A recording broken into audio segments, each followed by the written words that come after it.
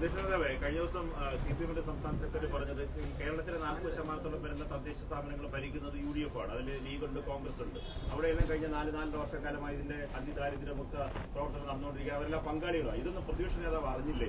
അതിനെ മുഴുവൻ പ്രതിപക്ഷ നേതാവ് തള്ളിപ്പറയുകയാണെന്നാണ് ചോദ്യം. ഈ പ്രതിപക്ഷ നേതാവ് എല്ലാ കാര്യങ്ങളും അറിയുന്നുണ്ട്. ഞാൻ അറിയേണ്ട കാര്യങ്ങളൊക്കെ ഒന്നും അറിയാതെ പോകുന്നത് MV ഗോവിന്ദനാ.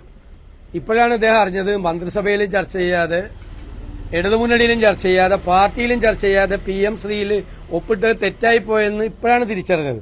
വൈകിയ തിരിച്ചറിഞ്ഞത്.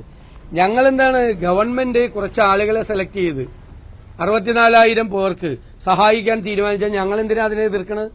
ഞങ്ങൾ എതിർത്തില്ലല്ലോ. ഞങ്ങൾ അതിനെ എതിർത്തില്ല. അതാണ് ഏറ്റവും ശ്രദ്ധേയമായ കാര്യം. CPM ആണെങ്കിൽ എതിർത്തേനെ, ഞങ്ങൾ അതിനെ എതിർത്തില്ല. പക്ഷേ പോണ പോക്കില് 9.5 കൊല്ലം കഴിഞ്ഞ് പോണ പോക്കില് ഒരു പ്രഖ്യാപനമാണ്. കേരളം അതീവ ദരിദ്രരില്ലാത്ത സംസ്ഥാനമാണ്. ആ പ്രഖ്യാപനമാണ് തെറ്റ്. അതിനെയാണ് വിമർശിച്ചത്.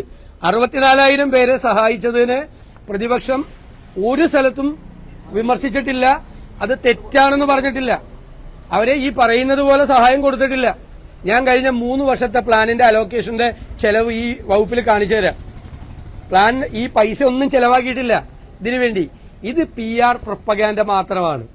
അതീവ ദരിദ്രരില്ലാത്ത സംസ്ഥാനമാണോ കേരളം?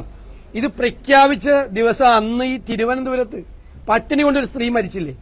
അപ്പൊ ഇത് കള്ളക്കണക്കാണ്, തെറ്റായ കണക്കാണ്.